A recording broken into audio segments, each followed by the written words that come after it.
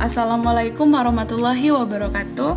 Halo sahabat kader, di sini saya akan melanjutkan tutorial sebelumnya dan sekarang adalah tutorial bagaimana penggunaan menu beranda dan juga profil dengan lebih optimal.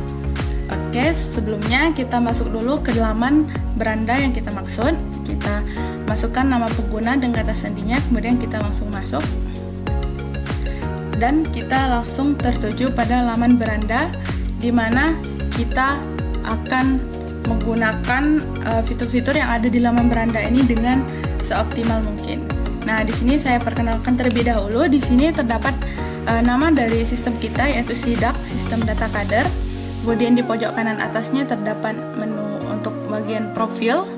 Kemudian selanjutnya di sini terdapat total laporan TPT, total laporan IKRT, total laporan belum IK, total laporan IK non RT, dan total laporan ternotifikasi. Jadi kita bisa melihat rincian dari tiap laporannya di sini. Kemudian lanjut ke menu yang kedua yaitu tren atau capaian bulanan. Nah, di sini kita menggunakan laporan yang sudah kita rinci tadi sebagai indikatornya. Nah, di sini dapat kita lihat jumlah laporan dari masing-masing laporan, yaitu ada TPT, IKRT, IK non RT, dan laporan ternotifikasi. Nah, di sini kami menggunakan laporan dari bulan Januari. Jadi di sini yang dapat kita lihat adalah laporan pada bulan Januari. Namun apabila kita mengupload laporan pada bulan Februari, maka akan menyesuaikan bagian grafiknya. Nah, kemudian di sini di pojok kanan atas terdapat filter juga. Di sini kami menambahkan filter awal bulan. Di sini misalnya kita ingin memfilter tren capaian bulanan ini dari bulan Januari hingga bulan Juni pada tahun 2024. Jadi kita klik mulai bulannya pada Januari, kemudian untuk akhir bulannya pada Juni dan tahun 2024. Maka dia akan menyampaikan atau menampilkan tren capaian bulanan dari bulan-bulan tersebut seperti ini. Nanti dia akan full hingga ke ujung sini. Nah, di sini kita juga bisa menghapus beberapa indikator yang mungkin tidak ingin kita bandingkan. Misalkan kita hanya ingin membandingkan laporan IKRT dan IK non RT, jadi kita bisa menghapus bagian laporan ternotifikasi dan juga bagian laporan TPT. Jadi kita bisa membandingkan antara IKRT dan IK non RT saja. Begitupun sebaliknya. Ketika kita ingin mengembalikannya, kita tinggal klik saja seperti tadi dan dia akan muncul kembali pada laman grafiknya di sini. Oke, selanjutnya adalah di sini terdapat diagram dari total laporan Provinsi Lampung. Nah, di sini sama sebelumnya kita berikan filter dari mulai bulan dan akhir bulan dan juga tahunnya. Jadi apabila kita ingin melihat total laporan dengan diagram grafik yang lebih spesifik dari bulan sekian hingga bulan sekian, itu akan lebih mudah. Dan di sini kami juga tambahkan satu filter lagi, yaitu filter kabupaten kota. Jadi kita bisa memilih kabupaten atau kota mana yang ingin kita lihat total laporannya dalam bulan dan juga tahun yang kita inginkan. Misalkan kita mulai dari bulan Januari hingga bulan Maret. Kemudian di sini kita ingin melihat untuk bagian kabupaten atau kota Lampung Timur atau kota Bandar Lampung saja, kita bisa klik. Nah, jadi untuk bagian kota Bandar Lampung TPT-nya hanya 0,53% dan yang paling banyak adalah IK non RT yaitu 63,8% dengan jumlah total laporan keseluruhan adalah 347 untuk kota Bandar Lampung. Nah, ini juga berlaku untuk kota-kota atau kabupaten yang lain seperti Lampung Timur dan seterusnya. Dan jika kita ingin melihat secara keseluruhan yaitu seluruh Provinsi Lampung, kita kembalikan saja ke all.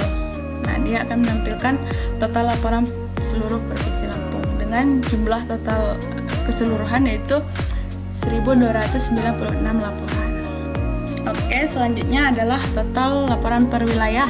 Nah, ini sama seperti diagram, namun di sini kami buat dalam bentuk tabel untuk mempermudah rincian dan perbandingan antar tiap daerahnya. Di sini dapat dilihat untuk kabupaten atau kota Di sini tertera di sini dengan TPT, IKRT, IK non RT, ternotifikasi hingga total laporannya yang terinci dalam bentuk tabel seperti ini, sehingga memudahkan kita mencari informasi yang lebih spesifik. Di sini juga kami terapkan mulai bulan dan akhir bulannya sama seperti menu-menu sebelumnya supaya mempermudah kita dalam analisis. Oke, selanjutnya yang terakhir dan yang paling penting adalah menu pemeringkatan kader. Nah, di sini kita juga berikan filter dari mulai bulan dan akhir bulan untuk mempermudah pencarian kategori per tahunnya atau per setengah tahun atau per 3 bulan. Kita bisa sesuaikan menggunakan filter ini. Kemudian di sini kami untuk bagian kadar aktifnya, di sini untuk peringkat 1, 2, 3 kami berikan highlight yang lebih tebal supaya kita bisa melihat kadar paling aktif itu adalah 3 orang ini. Dengan total laporannya 29, 29 dan 25. Dan kita juga bisa melihat laporan TPT, IKRT, IK non RT dan juga bagian yang ternotifikasinya. Nah, ini untuk bagian top 5-nya. Dan apabila kita ingin melihat top 10-nya, kita bisa klik bagian top 10 di sini. Dia akan muncul seperti ini. Dia akan menampilkan 10 kader paling aktif dari kategori yang kita berikan atau dari bulan yang kita ingin filter. Kemudian apabila kita ingin melihat semua data kader yang aktif, kita bisa klik lihat semua. Nanti dia akan menampilkan seluruh data kader yang aktif dan berurutan secara pemeringkatan keaktifannya seperti ini. Oke, jika kita ingin mengembalikannya, kita bisa klik bagian top 5 lagi. Maka akan kembali seperti semula seperti ini. Oke, selanjutnya adalah menu profile. Nah, di sini kita klik terlebih dahulu. Nah, untuk tampilan menu profile adalah seperti ini, sederhana saja. Nah, di sini apabila kita ingin mengubah informasi, misalkan ini admin, ternyata ada beberapa kata nanti yang salah atau bagaimana, kita bisa klik bagian edit di sini. Nah, jadi kita bisa mengubah nama bagian sini, untuk nama penggunanya di sini. Dan untuk mungkin domisilinya berpindah, jadi kita bisa atur di sini. Misalnya kita buat Lampung Utara, kemudian kita simpan. Data update sukses, berarti dia sudah tersimpan dan sudah terupdate. Nah, maka di sini sudah berubah menjadi Kabupaten Lampung Utara. Dan untuk foto profil, apabila kita ingin mengubahnya, kita bisa langsung klik pada bagian foto profil seperti ini.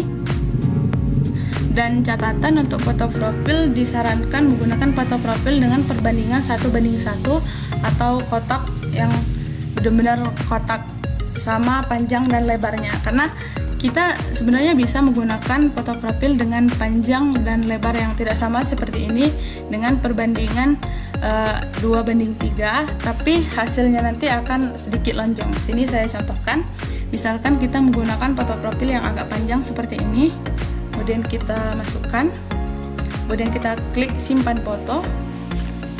Oke, fotonya akan tetap berhasil diunggah dan berhasil juga diubah. Namun pada bagian sini akan terlihat agak lonjong, jadi kurang rapi, dan pada bagian laman profilnya juga akan terlihat seperti ini. Jadi kami sarankan untuk menggunakan foto profil 1:1 seperti ini, sehingga tampilannya akan bulat sempurna dan terlihat lebih rapi.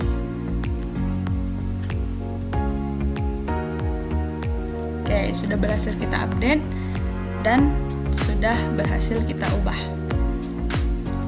Baik, sekian tutorial dan penjelasan saya mengenai menu beranda dan profil. Nantikan tutorial-tutorial selanjutnya. Saya akhiri. Wassalamualaikum warahmatullahi wabarakatuh.